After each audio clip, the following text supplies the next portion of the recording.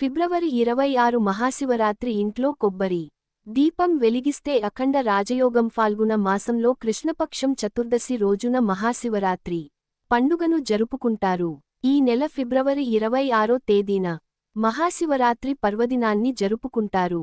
ఈ రోజున భక్తులు ఉపవాసం ఉండి శివునికి ప్రత్యేక పూజలు చేసి శివపార్వతుల అనుగ్రహాన్ని పొందుతారు. పురాణాల ప్రకారం ఈ రోజునే శివపార్వతుల వివాహం జరిగింది. అలాగే ఈ పండుగ రోజునే ఆ పరమేశ్వరుడు విషాన్ని తాగి సర్వలోకాలను రక్షించాడని నమ్మకం. మరి ఇంతటి శక్తివంతమైన మహాశివరాత్రి రోజున శివపార్వతుల అనుగ్రహాన్ని సులభంగా పొందాలంటే మీ పూజగదిలో నారికేల దీపాన్ని వెలిగించండి. కొబ్బరి చిప్పలో వెలిగించే దీపాన్ని నారికేల దీపం అని అంటారు. శివునికి అత్యంత ప్రీతికరమైన వాటిలో నారికేల దీపం ఒకటి. సంవత్సరానికి ఒకసారి వచ్చే ఈ మహాశివరాత్రి రోజున ఎవరైతే కొబ్బరి చిప్ప దీపాన్ని వెలిగిస్తారో అలాంటి వారికి కోటి జన్మల పుణ్య ఫలితం లభిస్తుంది. జీవితంలో ఉన్న కష్టాలన్నీ తొలగిపోయి ఆ పరమేశ్వరుని ఆశీర్వాదం సులభంగా లభిస్తుంది. కాబట్టి ఈ మహాశివరాత్రి పర్వదినాన నారికేల దీపాన్ని ఎలా వెలిగించాలి, శివుడిని ఎలా పూజించాలి, పాటించాల్సిన పరిహారాల గురించి ఈ వీడియోలో తెలుసుకుందాం. ఈ మహాశివరాత్రి రోజున స్త్రీలు ఉదయాన్నే నిద్రలేచి తలస్నానం చేసి ఇంట్లో శివుడిని పూజించాలి.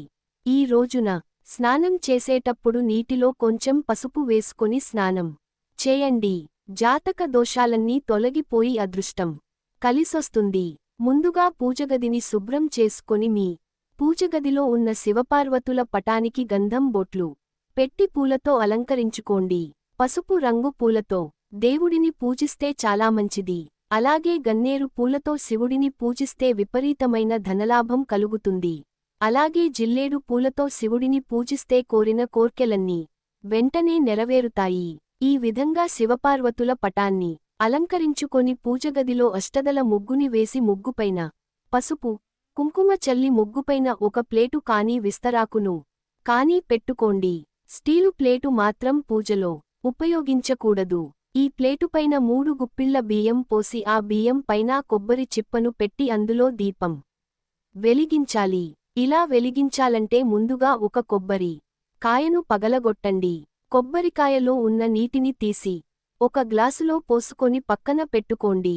ఇలా కొబ్బరికాయను పగలగొట్టినప్పుడు 2 కొబ్బరి చిప్పలు వస్తాయి కదా, అందులో ఒక చిప్పను నైవేద్యంగా సమర్పించి రెండవ చిప్పలో దీపాన్ని వెలిగించాలి. 3 కళ్ళున్న కొబ్బరి చిప్పను తీసుకొని దానికున్న పీచు మొత్తం తీసేసి ప్లేట్లో ఉన్న బియ్యం మీద పెట్టుకోవాలి. ఈ కొబ్బరి చిప్పకి కుంకుమ బొట్టు పెట్టి కొబ్బరి చిప్పలో నెయ్యి పోసి అందులో 6 వత్తులను వేసి 3 జ్యోతులను 2+2+2 సమానము 6 వేసి దీపాన్ని వెలిగించాలి. ఈ కొబ్బరి దీపం వెలిగించిన మరుక్షణమే శివపార్వతుల ప్రత్యక్షమవుతారని నమ్మకం. కాబట్టి ఈ నారికేల దీపం వెలిగించగానే కొబ్బరి దీపాన్ని ముట్టుకొని నమస్కారం చేసుకోండి. ఈ దీపానికి అక్షింతలు వేసి మీ మనసులో ఏదైనా కోరుకోండి. మీ కోరికలు ఖచ్చితంగా నెరవేరుతాయి. చివరగా ఈ కొబ్బరి దీపానికి హారతి ఇచ్చి శివపార్వతులకు కూడా హారతి ఇచ్చి 5 ప్రదక్షిణలు చేసి పూజను ముగించవచ్చు. ఈ కొబ్బరి దీపం ఖచ్చితంగా 48 నిమిషాల పాటు వెలుగుతూ ఉండాలి. ఈ విధంగా కొబ్బరి దీపం వెలిగించిన తర్వాత ఓం నమః శివాయ అనే మంత్రాన్ని 21 సార్లు కానీ 108 సార్లు కానీ జపించండి.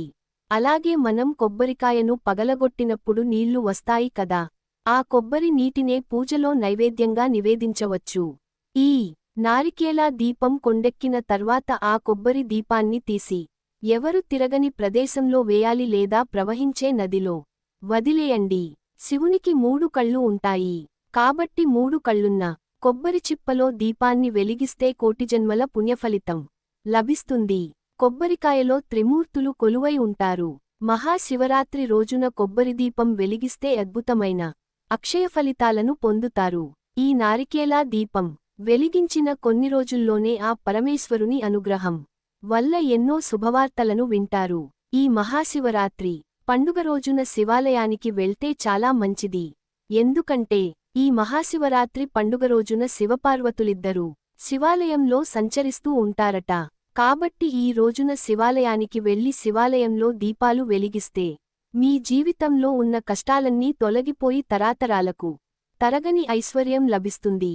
ఈ పవిత్రమైన మహాశివరాత్రి నాడు నందికొమ్ముల మధ్య నుండి ఆ పరమేశ్వరుడిని దర్శించుకున్న వారికి జన్మ జన్మల అదృష్టాన్ని పొందుతారు. శివునికి ఎన్ని పూజలు చేసినసరే శివలింగానికి అభిషేకం చేయకపోతే మీరు చేసే పూజలకు సరైన పుణ్యఫలితం లభించదు.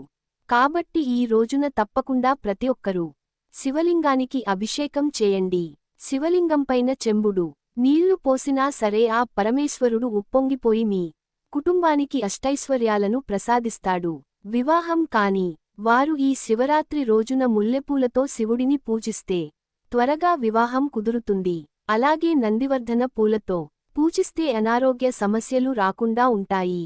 పారిజాత పూలతో పూజిస్తే జాతక దోషాలన్నీ తొలగిపోతాయి. శివునికి అత్యంత ప్రీతికరమైన వాటిలో విభూది ఒకటి.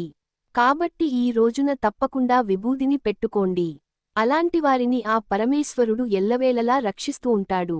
ఈ వీడియో నచ్చితే ఓం నమః శివాయ అని కామెంట్ చేయండి.